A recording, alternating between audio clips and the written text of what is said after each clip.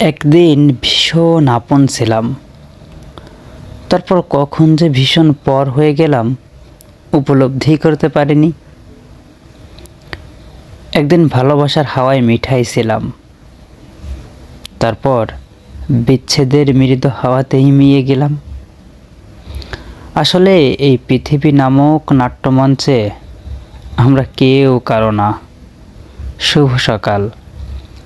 আজ সোমবার 2রা ফেব্রুয়ারি 2026 খ্রিস্টাব্দ, 19শে মাঘ 1432 বঙ্গাব্দ, 14ই সাবান 1447 হিজরি।